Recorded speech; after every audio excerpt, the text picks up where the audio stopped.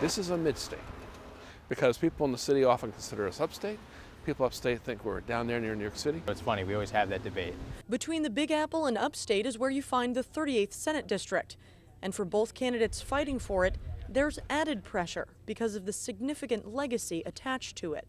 Extraordinarily dedicated, fiercely independent. Longtime incumbent Senator Thomas Morahan passed away while serving his 6th term. They're big shoes to fill. You know, Tom Morahan was a great leader. He was a statesman. He was beloved down here in Rockland and Orange counties, and so he's the kind of person you really can't replace. And both men running for his seat understand the difference he made.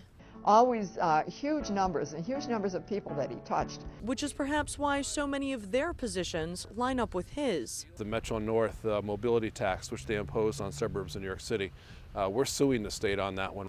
The MTA payroll tax, we have to repeal it. I mean, I think a lot of things need to be changed. We've got to make sure that we have comprehensive campaign finance reform, that we have ethics reform. Morahan, too, was an advocate for ethics reform, co-sponsoring legislation in 2007. He was also a vocal opponent to the tax, which imposes a fee on employers in the Metropolitan Transportation District. And while that was a strictly partisan vote in the Senate, the 11-year incumbent also knew when to cross party lines. Epitomizes bipartisanship.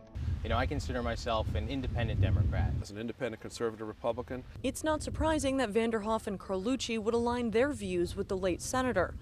Morahan, a Republican, managed to get re-elected 5 times in the heavily Democratic district.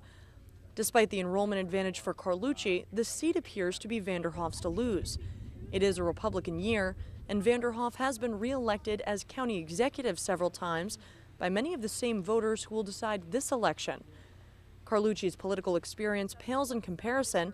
He's served as the Clarkstown town clerk for the past 5 years.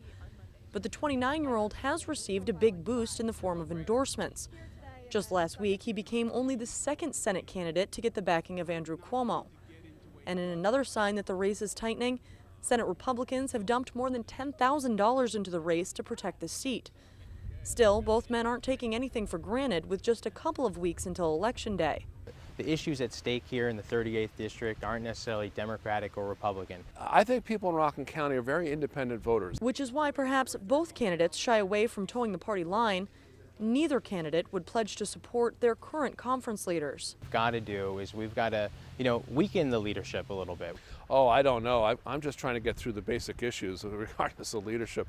And while both men say major reforms are needed in the state Senate, they agree it will take time. These aren't issues that are going to be solved overnight, but the longest journey starts with the first step. Reporting from the 38th Senate District, I'm Caitlin Ross.